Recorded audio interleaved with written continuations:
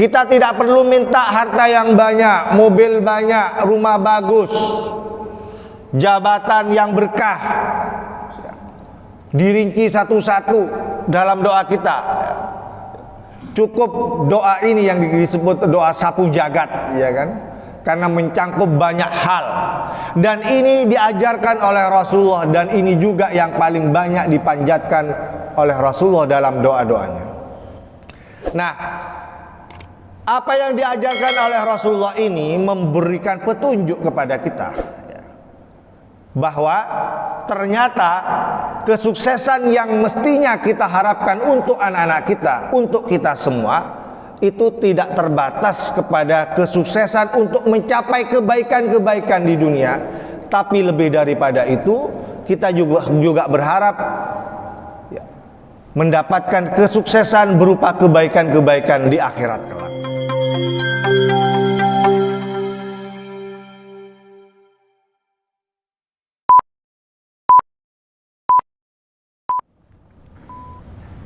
Bismillahirrahmanirrahim. Assalamualaikum warahmatullahi wabarakatuh.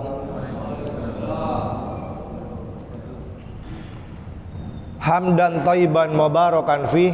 Asyhadu an la ilaha illallah wa asyhadu anna Muhammadan abduhu wa rasuluh, amma ba'd. Qala Allah Ta'ala fil Qur'anil Karim, a'udzu billahi minasyaitonir rajim. Ulaika ala hudam mir rabbihim wa ulaika humul muflihun. Jamaah salat subuh yang dimuliakan Allah Subhanahu wa taala, kita patut bersyukur dan berbahagia bisa mengawali kehidupan kita pada hari ini dengan sujud di hadapan Allah Subhanahu wa taala. Semoga apa yang kita laksanakan pada pagi hari ini menjadi awal yang baik untuk seluruh kegiatan yang akan kita laksanakan sepanjang hari. Dan kita juga berharap apa yang kita laksanakan juga pada pagi hari ini bisa semakin meningkatkan keimanan dan ketakwaan kita kepada Allah Subhanahu wa taala. Salawat serta salam marilah kita juga panjatkan, marilah kita haturkan kepada Nabi Muhammad SAW bersama keluarganya, para sahabatnya, dan umatnya yang istiqomah di jalan iman, di jalan takwa kepada Allah Subhanahu wa taala. Jamaah salat subuh yang dimuliakan Allah, pada pagi hari ini saya ingin melanjutkan apa yang saya sampaikan pada hari Jumat kemarin. Masih dalam suasana bulan Muharram. Beberapa hari yang lalu, tepatnya tanggal 2 Muharram, saya diundang hadir untuk mengisi acara Muharraman. Kebetulan yang melaksanakan itu adalah Badan Eksekutif Mahasiswa. Saya sangat senang dengan tema itu, karena jarang-jarang anak-anak muda sekarang yang sibuk dengan kegiatannya itu, yang dihadapkan dengan berbagai tantangan di masa modern, tapi berpikirnya menurut saya itu sangat berkemajuan. Apa tema yang diangkat? Sangat simpel sekali. Tema yang diangkat dalam kajian Muharraman itu adalah menjadi sukses di dunia dan akhirat dalam perspektif generasi milenial. Sebuah tema yang menurut saya sekali lagi sangat luar biasa dan sangat membanggakan, apalagi ini menjadi cita-cita dari anak-anak kita. Jamaah salat subuh yang berbahagia, ketika kita bertanya tentang kesuksesan, hampir di pikiran kita, termasuk di anak-anak kita yang kemarin hadir, itu kenapa ketika ditanya tentang apa itu sukses, itu selalu berasosiasi kepada kesuksesan yang sifatnya duniawi. Lebih sempit lagi, kesuksesan itu tidak hanya dipahami sebatas kesuksesan duniawi, bahkan dibatasi lagi, lebih sempit lagi, dipahami sebagai kesuksesan dalam hal capaian terhadap harta, capaian terhadap jabatan.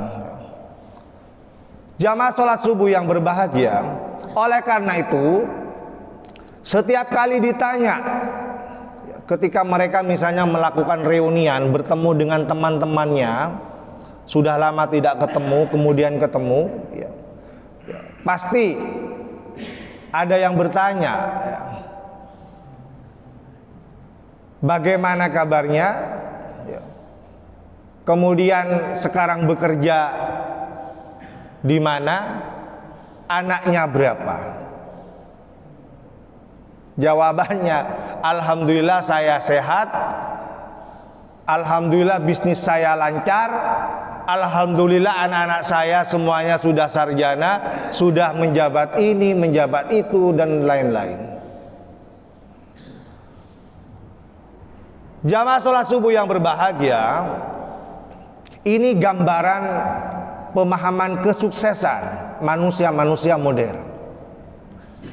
Mereka selalu memahami kesuksesan itu terbatas sukses dalam hal duniawi.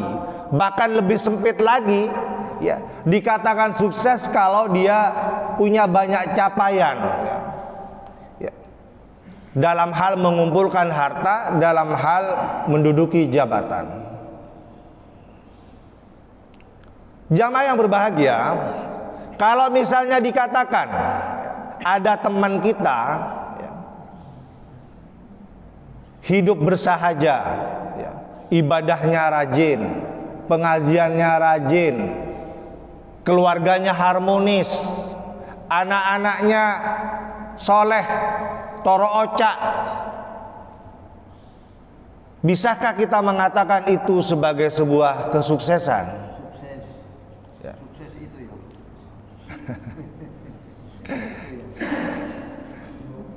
Tapi dia tidak punya jabatan, dia tidak punya harta kekayaan. Mungkin sebagian orang mengatakan bahwa itu belum sukses, atau mungkin yang katanya Bapak tadi itu sudah sukses, Ustaz. Jamaah yang berbahagia, sekali lagi harus kita akui bahwa pemahaman kesuksesan manusia-manusia modern itu baru berhenti secara sempit manakala dia mampu mencapai kesuksesan yang sifatnya duniawi.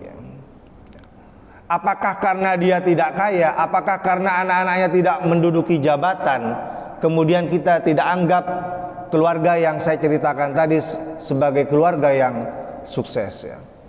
Jamaah yang berbahagia, padahal keyakinan kita sebagai orang yang beragama Islam, yang beriman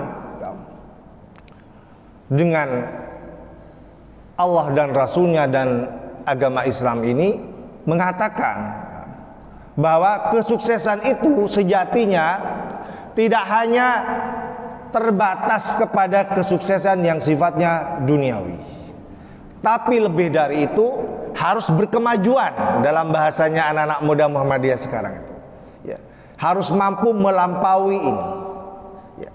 Kenapa? Karena Islam itu tidak hanya berbicara kesuksesan hanya di dunia, tapi kita juga bicara kesuksesan yang sifatnya ukhrawi.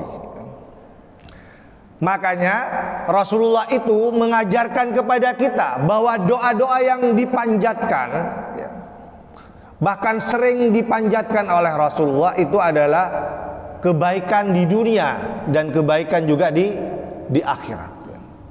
Diriwayatkan dalam sebuah hadis riwayat Tirmidzi, kalau nggak salah nanti mohon dicek ya. Karena Rasulullah karena aktsaru du'ain Nabi adalah doa yang paling banyak dipanjatkan oleh Nabi adalah Rabbana atina fid dunya hasanah wa fil akhirati hasanah wa qina adzabannar.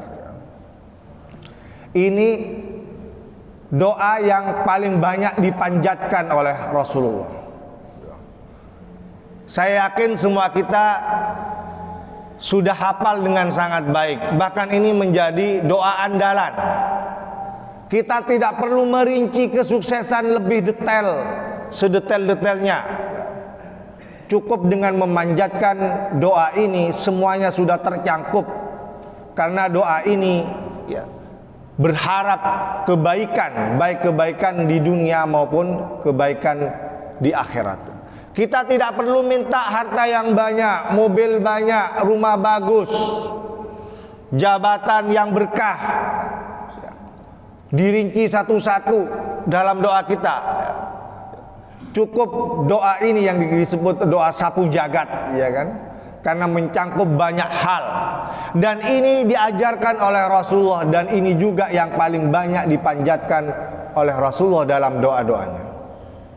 Nah, apa yang diajarkan oleh Rasulullah ini memberikan petunjuk kepada kita bahwa ternyata kesuksesan yang mestinya kita harapkan untuk anak-anak kita, untuk kita semua, itu tidak terbatas kepada kesuksesan untuk mencapai kebaikan-kebaikan di dunia, tapi lebih daripada itu kita juga berharap mendapatkan kesuksesan berupa kebaikan-kebaikan di akhirat kelak.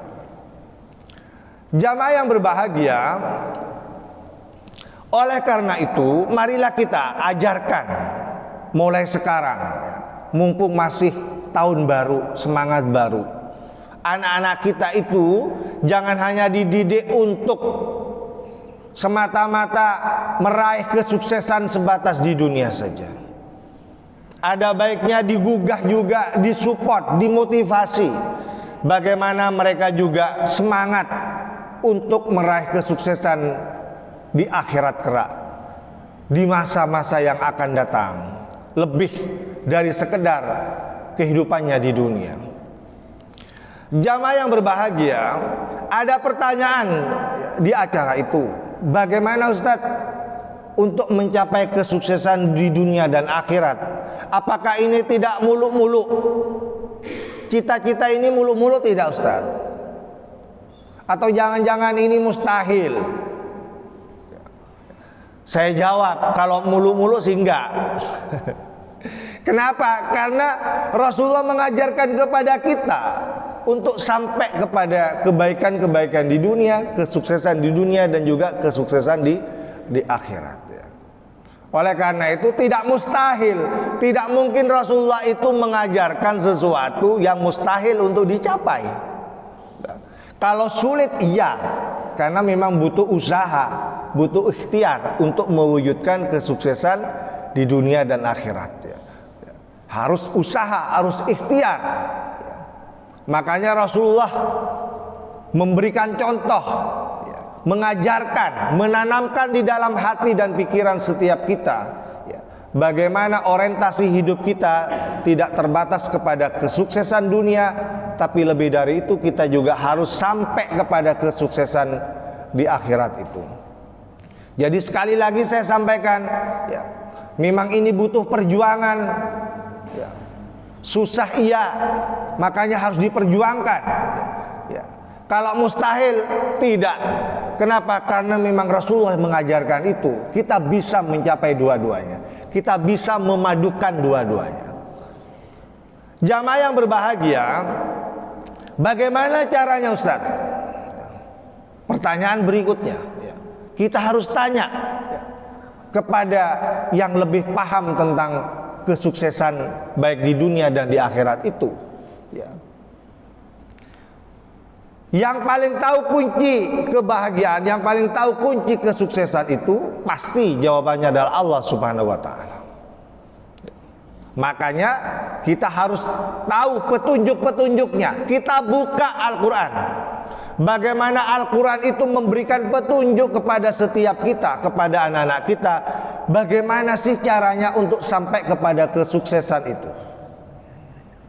Di bulan Muharram ini kita motivasi anak-anak kita ya untuk membuka kembali petunjuk Al-Quran supaya mereka pikirannya terbuka, pandangannya jauh ke depan, semangat untuk sukses baik di dunia maupun di akhirat. Adakah di dalam Al-Quran petunjuk-petunjuk itu? Ada ya. Bahkan ya, di awal-awal surah Al-Baqarah itu sudah disampaikan. Tadi saya bacakan dan semua kita pasti hafal ya. A'udzubillahi minasyaitonirrajim. Ulaika ala hudam mir rabbihim wa ulaika humul muflihun. Ya. Mereka lah ya, orang-orang yang berada pada petunjuk Tuhan mereka ya. Wa ulaika humul muflihun. Mereka itulah orang-orang yang muflihun, yang sukses, yang beruntung. Ini ayat saya yakin semua kita hafal. Makanya sangat baik ya direnungkan ya, kembali apalagi di awal tahun baru ini ya, supaya kehidupan kita lebih sukses ya. Jadi sekali lagi kita tanya kepada Allah, bagaimana Allah memberikan petunjuk kepada kita caranya hidup sukses itu. Dan itu diperkenalkan ya. Awal-awal kita membaca Al-Quran di surah Al-Baqarah ayat 5 kalau nggak salah ya. Siapa orang-orang yang sukses itu ya. Siapa orang-orang yang muflihun, yang sukses itu ya. Baca di ayat sebelumnya ya. Misalnya di ayat ketiga Allah berfirman, a'udzubillahi minasyaitonirrajim, alladzina yu'minuna bil ghaibi wa yuqimuna sholata wa mimma razaqnahum yunfikun. Ya. Ini rahasia sukses ya. Ya. Yang diberikan oleh Allah di dalam Al-Quran. Yang pertama adalah alladzina yu'minuna bil ghaibi. Orang-orang yang beriman dengan hal-hal yang gaib. Kalau orang modern ya, pikirannya hanya terbatas kepada yang empiris, yang duniawi, yang fisikal, yang hanya bisa diraba, diindra dengan fisik ya. Tapi Islam memberikan jawaban lebih daripada itu ya. Untuk menjawab persoalan-persoalan yang tidak mampu kita lakukan, hal-hal yang sifatnya gaib ya, karena Allah itu adalah yang paling gaib ya.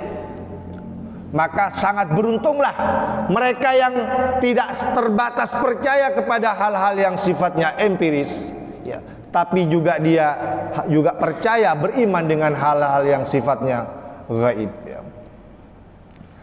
Jamaah salat subuh yang berbahagia, saya tidak ingin memperdebatkan ya, karena ini ada teori-teori dalam ilmu pengetahuan ya, tentang bagaimana kita sampai kepada sebuah kebenaran ya. Kalau orang-orang modern yang dipengaruhi dengan ajaran materialisme ya, saya sedikit bercerita ya, nggak apa-apa ya, walaupun ini bukan kampus ya. Jadi manusia modern itu ilmu pengetahuannya itu memang berdasarkan empirisisme ya.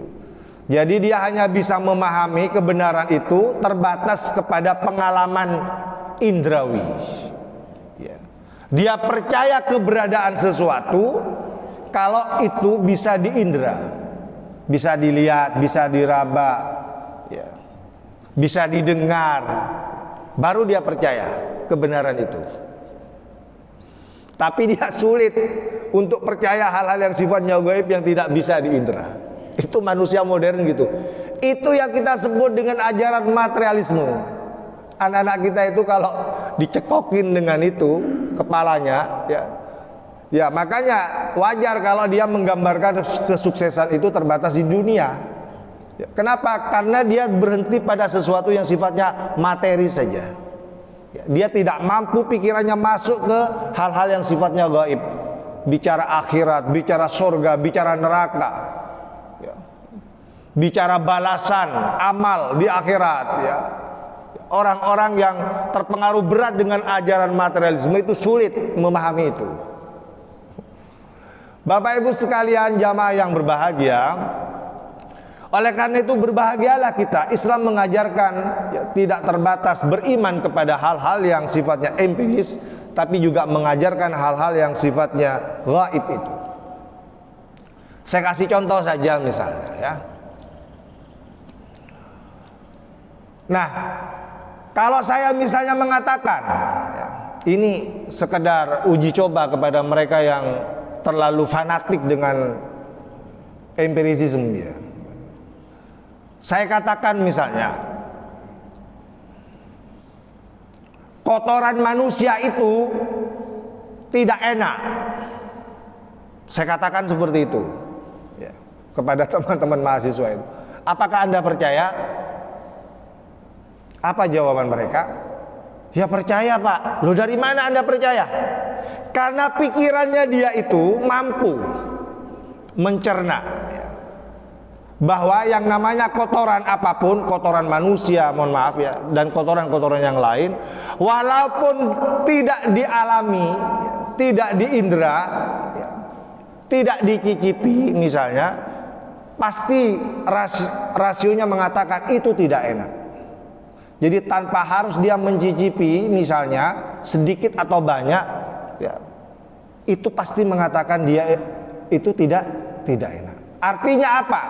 Percaya kepada sesuatu itu tidak harus mengalami, tidak harus dialami secara indrawi. Ya. Makanya ada aliran dalam filsafat itu yang namanya rasionalisme. Ya. Rasionalisme itu maksudnya dengan cukup mengandalkan akal pikiran kita sudah bisa menemukan kebenaran itu tanpa harus merasakan sendiri, mencicipi. Itu sama juga ya.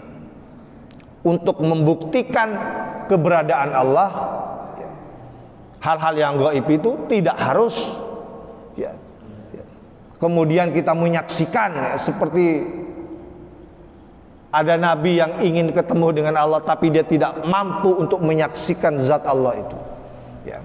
Allah itu ada, cuman kita tidak punya kemampuan untuk melihatnya dengan indera kita. Jamaah yang berbahagia, oleh karena itu ini menjadi kunci pertama kita kalau mau sukses ya, kita harus punya ciri yang pertama ini, alladzina yu'minuna bil ghaibi. Kita harus beriman dengan hal-hal yang sifatnya gaib ya. Makanya di sini menggunakan kata-kata amana yu'minu ya, yang diterjemahkan dalam bahasa Indonesia dengan terjemahan percaya ya. Jamaah yang berbahagia tidak menggunakan misalnya istilah nadhara. Nadhara itu melihat ya kan ya. Makanya ya ayyuhalladzina amanu, wahai orang-orang yang beriman ya. Kenapa beriman itu ya, sekali lagi saya sampaikan tidak selalu harus dibuktikan keimanannya itu dengan sifatnya yang materi ya. Bukan ya ayyuhalladzina nadharu, bukan wahai orang-orang yang melihat ya.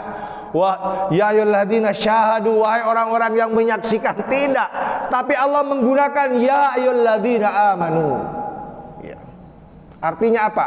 Untuk beriman itu tidak harus melihat, tidak harus menyaksikan. Jamaah yang berbahagia, sedikit saya agak berpikir rasional ya, mirip dunia akademik ya, tapi saya kira ini penting juga disampaikan. Kemudian yang kedua, kalau kita mau hidup sukses itu berdasarkan ayat ini adalah setelah beriman kepada hal-hal yang gaib, berikutnya ayatnya gimana? Alladzina yu'minuna bil ghaibi wa yuqimunas shalah. Adalah orang-orang yang mendirikan salat. Orang salat itu adalah orang yang menjalani jalan kesuksesan. Makanya ini menjadi nasihat Luqman kepada anaknya. Masih ingat apa nasihat Luqman itu? Ya bunayya aqimis shalah, wahai anakku aqimis shalah, dirikan salat. Kenapa? Karena Luqman tahu. Karena Luqman ini ahlul hikmah, makanya disebut Luqman Hakim. Ya. Karena dia itu ahli hikmah. Allah memberikan hikmah itu, kelebihan itu kepada Luqman. Dia tahu sholat itu akan menjadi salah satu kesuksesan bagi anaknya. Makanya dia tanamkan kepada anaknya, jangan lupa sholat. Jamaah yang berbahagia, ada sebuah hadis yang populer yang sering disampaikan oleh para ustadz kita ya, bahwasanya amalan pertama yang akan dihisab ya, itu ya, inna awwala ma yuhasabu bihil abdu yaumal qiyamah min amalihi sholatuhu. Jadi amalan pertama kali yang nantinya akan dihisab, dihitung ya. Ini yang suka ngitung-ngitung ya, karena orang bisnis itu kan suka ngitung-ngitung ya, rugi enggak, untung tidak, iya kan ya, kemudian ngitung-ngitung. Ini perlu baca di sini. Jadi kalau pertimbangan di pikirannya itu untung rugi, suka ngitung-ngitung, coba ini dibaca hadis ini ya. Inna awwala ma yuhasabu bil abdu yaumal qiyamah min amali sholatuhu ya. Amalan pertama yang akan dihitung oleh Allah di hari kiamat dari amalan manusia itu adalah sholatuhu, adalah sholatnya ya. Jadi rugi kalau sholatnya tidak benar, sholatnya sering absen, apalagi yang wajib ya. Kenapa? Karena itu akan menjadi amalan pertama yang akan dihitung. Kalau kita tidak mempersiapkan dari sekarang, kita rugi, karena ini akan dihitung pertama kali ketika kita nanti di akhirat ya.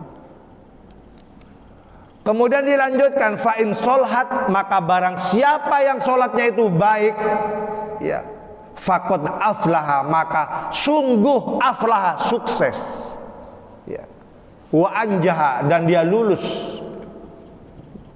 Coba ya, faqad aflaha, maka dia akan menjadi orang yang sukses karena sholatnya tadi.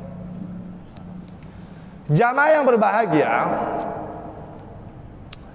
ini sholat menjadi salah satu kunci sukses kehidupan kita, baik kesuksesan di dunia maupun di akhirat ya. Saya kemarin menyampaikan di khutbah Jumat ya, bahwa salah satu fungsi sholat itu ya, kalau kita hidup di dunia ini, manakala dia mampu menjadikan kita selalu ingat kepada Allah. Rasulullah bersabda, as-sholatu lidzikri, sholat itu menjadikan yang bersangkutan itu selalu zikir, ingat kepada Allah. Kenapa ini menjadi salah satu fungsi daripada sholat? Ya supaya kita ini tidak rugi. Kalau kita ini tidak zikir kepada Allah menjalani kehidupan kita, kita ini rugi. Saya kasih contoh sekarang. Kebetulan saya bidang ilmunya hukum.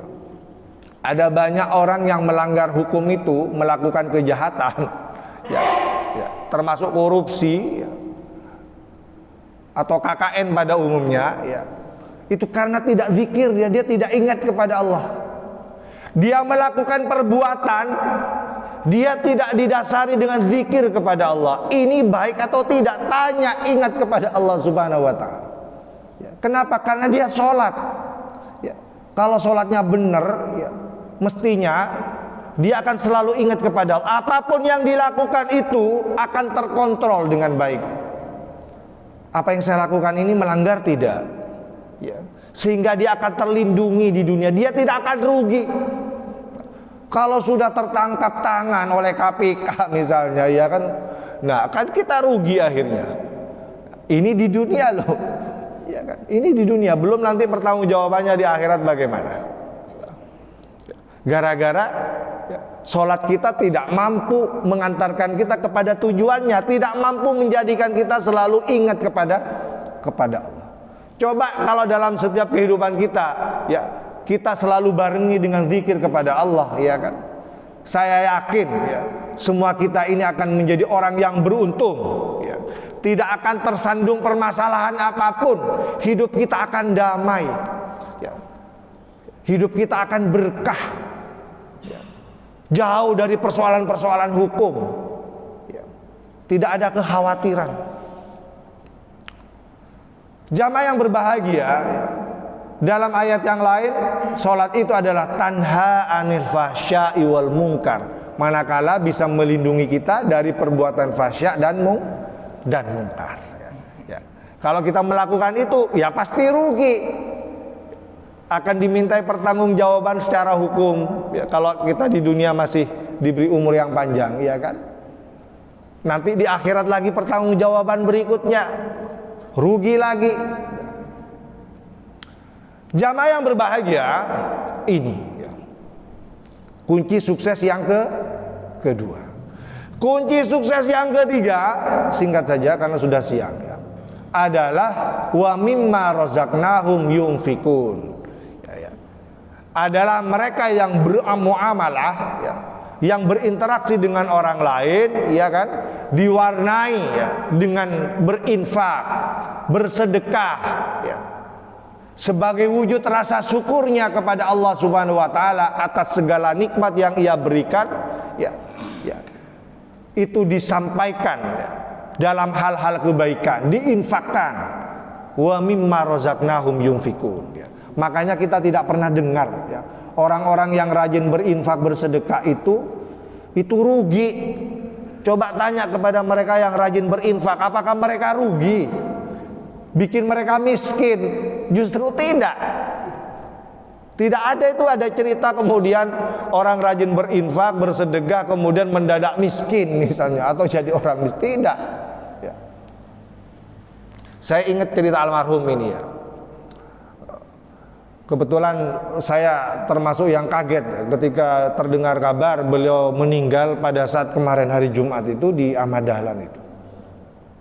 Saya tahu sendiri bagaimana beliau itu memberikan contoh kepada kami semua ya. Waktu itu saya menyaksikan sendiri bagaimana beliau itu bersemangat berinfak. Waktu itu yang saya tahu di Nur Muhammad, kalau di tempat lain saya tidak tahu ya. Beliau begitu sangat luar biasa keinginannya untuk terus berinfak. Sampai bilang kepada saya, Ustaz, kalau ada tetangganya yang janda, tidak punya pekerjaan, apalagi anak yatim, ya, punya anak yatim, ya, beritahu kepada saya. Ya. Nanti saya akan berikan santunan seumur hidup. Nah, coba bayangkan, begitu sangat luar biasanya semangatnya untuk berinfak itu. Ya. Dan itu dikatakan bukan hanya kepada saya, kepada yang lain-lain juga. Ya. Pertanyaannya, apakah itu menjadikan beliau miskin misalnya? Tidak ya. Bahkan saya tahu, dapat cerita juga usaha-usaha beliau itu. Yang paling terkenal kan Perkasa 1, Perkasa 2 itu kan ya, ini sekedar contoh yang paling dekat dalam kehidupan kita ya, karena beliau insya Allah husnul khotimah ya kan, meninggal di hari Jumat pada saat bercerita-cerita masalah agama. Pada saat itu juga beliau sempat berdonasi sebelum meninggal, beberapa menit sebelumnya berdonasi, memberikan infak. Coba jamaah yang berbahagia, oleh karena itu berbahagialah mereka yang berinfak, yang membersihkan hartanya dengan zakat, dengan infak itu. Saya ingat sebuah ayat ya, ayat ini saya ingat ya, cuman suratnya lupa saya, tapi ayat ini saya ingat. Kenapa? Karena saya sering ya, mengalaminya ya. Ya, karena itu walaupun saya lupa surah apa, ayat berapa, saya ingat dikatakan bahwa a'udzubillahi minasyaitonirrajim wa mayyuqa syuhu nafsihi faulaika humul muflihun. Mungkin ada yang ingat surah apa ini ya, tapi saya selalu ingat ketika menyaksikan mereka-mereka yang rajin berinfak ya. Wa mayyuqa syuhu nafsihi, dan barang siapa yang dijaga syuhu nafsihi dari medit itu apa ya? Hah? Kikir, iya kan? Pelit, kepelitan dirinya, iya kan? Syuhu nafsihi ya, faulaika humul muflihun. Mereka adalah orang-orang yang sukses, orang yang beruntung.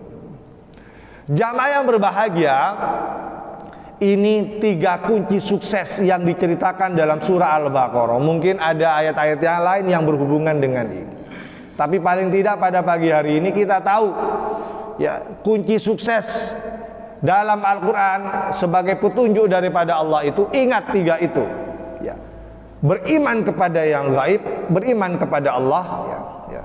Kemudian yang kedua, mendirikan sholat, dan yang ketiga adalah semangat berinfak. Ya. La in syakartum la azidannakum. Kalau kamu bersyukur, rasa syukurnya itu dibuktikan, ya, dengan digunakan untuk kebaikan-kebaikan, dengan infak dan lain-lain, la azidannakum, pasti akan kami tambahkan nikmat-nikmat itu. Apakah kita tidak percaya dengan janji Allah ini? Jadi kalau kita membuktikan rasa syukur kita, menggunakan segala nikmat yang Allah berikan untuk kebaikan-kebaikan, berinfak dan lain-lain, la azidannakum, ini janji Allah, pasti akan kami tambahkan. Kenapa? Karena kita dipercaya oleh Allah. Coba kalau kita mau berdonasi, ya, percaya kepada seseorang, maka kita akan ketagihan untuk memberikannya. Ya. Kenapa? Karena kita percaya kepada yang bersangkutan, donasi kita disalurkan kepada sasarannya. Ya. Sama, Allah juga begitu. Ya. Kalau kita ini amanah menyampaikan apa yang Allah berikan kepada kita untuk kebaikan-kebaikan, Allah juga bersemangat untuk memberikan segala nikmat-nikmatnya. Ya. Jamaah yang berbahagia, menutup kajian kita pada pagi hari ini, ada satu hal yang menjadikan kita bisa gagal sukses, baik di dunia maupun di akhir. Dan ini juga ditanyakan oleh anak kita kemarin, Eman, kalau tidak saya sampaikan pada pagi hari ini. Apa itu? Ya, ada satu hal, ya, mungkin ada hal-hal yang lain, tapi di dalam Al-Quran itu ada satu hal yang bisa menjadikan kita gagal untuk meraih kesuksesan. Apa itu? Ya, disebutkan dalam sebuah ayat, innahu la yuflihul mudlimun, innahu la yuflihul zalimun. Sesungguhnya orang-orang yang zalim itu tidak akan pernah beruntung, tidak akan pernah sukses. Ya. Jadi ayat ini memberikan petunjuk kepada kita, kalau kita ingin sukses, hindari yang namanya perbuatan zalim. Jangan berbuat zalim. Baik dolim kepada Allah, dolim kepada dirinya sendiri, apalagi dolim kepada orang lain. Dolim kepada Allah itu apa, Ustadz? Ya. Sekali lagi Luqman memberikan nasihat kepada anaknya. Nasihat pertama yang diberikan Luqman kepada anaknya supaya anaknya sukses adalah, ya bunayya la tusyrik billah. Wahai anakku, jangan sekali-kali engkau mensekutukan Allah, syirik kepada Allah. Kenapa? Inna syirka la zulmun azim. Karena sesungguhnya kesyirikan itu adalah kedoliman yang besar. Luqman itu tahu betul kunci kesuksesan bagi anaknya itu, jangan sampai berbuat syirik kepada Allah. Kenapa? Karena itu zalim. Orang zalim itu tidak akan pernah sukses. Jamaah yang berbahagia, jadi itu. Makanya kita jangan berbuat syirik. Mohon maaf ya, contoh konkret misalnya ya, mereka yang suka berbisnis ini sekedar untuk penglaris itu misalnya ya, itu kadang-kadang kenapa masih percaya sama dukun-dukun itu saya. Iya kan? Untuk penglaris itu kan, minta ke dukun-dukun, itu syirik itu Pak. Ya. Nggak usah. Ya. Mohon maaf kalau kita pakai logika anak-anak muda sekarang, ya kan? Gimana bisa mengkayakan orang lain? Ya, mohon maaf, wong dukun itu juga miskin itu. Ya. Iya kan? Dukun itu miskin. Ya. Kalau dia memang bisa mengkayakan orang lain, mestinya dia kaya lebih dulu Pak. Tidak perlu dia berprofesi kere seperti itu. Iya kan? Coba ini dipikir. Ya, kalau kita ini orang modern suka yang berpikir itu. Ya. Tidak perlu baca ayatnya dulu. Kita kalau misalnya kan ada orang percaya dengan pikiran, ya coba itu dipikir, ya kan? Baru kita tunjukkan ayatnya. Kalau dia misalnya pengen berpikir dulu, baru mau cari ayatnya, ya kan? Jamaah yang berbahagia, ini kezaliman yang besar, kezaliman kepada Allah. Jangan dolim. Dolim itu adalah wad'u syai' fi ghairi mahali, menempatkan sesuatu bukan pada tempatnya. Ya. menduakan Allah itu, mensekutukan Allah itu tidak pada tempatnya. Ya, itu bukan tempatnya, makanya itu disebut dolim. Yang kedua, dolim kepada dirinya sendiri. Kok bisa Ustadz ada orang yang dolim terhadap dirinya sendiri? Cuman kita itu kadang nggak sadar. Kadang-kadang ini kita dolim pada diri kita sendiri. Contohnya gimana Ustadz? Contohnya kita sering membebani diri kita itu dengan beban yang berat, yang berlebihan, yang kita tidak mampu melakukan itu. Ya. Kita tidak mampu melakukan itu, kita memaksakan diri. Ya. Akhirnya kita rugi, ya kan? Sudah, kalau memang waktunya selesai kerja ya sudah selesai kerja, nggak usah dipaksa-paksa sampai lembur, ya. Sampai semalam suntuk, akhirnya sakit. Akhirnya kita yang rugi, keluarga kita repot, ya kan, masuk rumah sakit, ya kan, itu zalim itu Pak. Ya. Sudahlah kita bekerja itu semampu kita, nggak usah memaksakan diri, ya, untuk mencapai kesuksesan duniawi sampai kita ini pikirannya, tenaganya dibebani sesuatu yang memang bukan kemampuan kita. Ya. Makanya dalam Al-Quran itu Allah saja tidak mau loh membebani hambanya itu ya dengan sesuatu yang tidak sesuai dengan kemampuannya. La yukallifullahu nafsan illa wus'aha. Allah saja tidak mau membebani hambanya itu dengan sesuatu yang tidak sesuai dengan kemampuannya. Masa kita sendiri ini nggak bisa mengatur, memanage kemampuan kita sendiri, ya kan? Seperti orang-orang yang korupsi itu orang-orang yang zalim itu terhadap dirinya sendiri. Kenapa? Ya kan? Karena dia itu mengambil sesuatu yang bukan haknya. Ya, haknya orang lain, ya kan, dikejar-kejar, ya kan, diambil untuk dirinya sendiri. Coba. Iya. Nah, jamaah yang berbahagia ini zalim, apalagi zalim kepada orang lain. Jangan sampai kita lakukan. Dolim kepada orang lain. Kalau kita suka bisnis, ya berbisnislah yang jujur. Jangan pakai tipu-tipu. Ya. Jangan pakai tipu, jangan pakai curang-curang. Saya pernah itu beli jeruk itu. Ya. Bilangnya manis ya.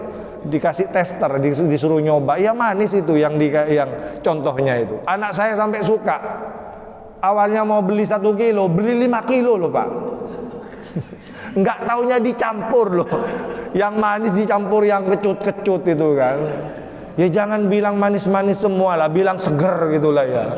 Kalau seger itu kan ada yang manis, ada yang kecut ya. Ternyata itu setelah nyampe rumah ya ada yang manis juga ada yang kecut. Yang manis dimakan, yang kecut diperes buat itu ya. Ya, karena anak saya sering beli jeruk peras itu ya, akhirnya itu dijadikan contoh. Ya, yang 5 kilo itu sebagainya diperas. Nah itu jamaah yang berbahagia, itu yang harus kita sampaikan. Jadi sekali lagi, jangan berbuat zalim kepada orang lain. Nanti di akhirat juga begitu. Amalan kita nanti dikurangi itu.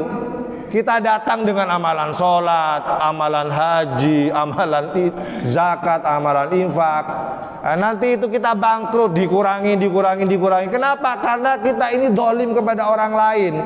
Amal kebaikan kita itu diberikan kepada orang lain yang kita zalimi itu. Bangkrut, tidak sukses kita itu nanti di akhirat.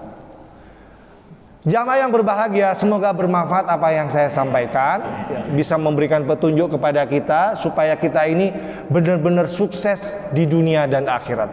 Ya.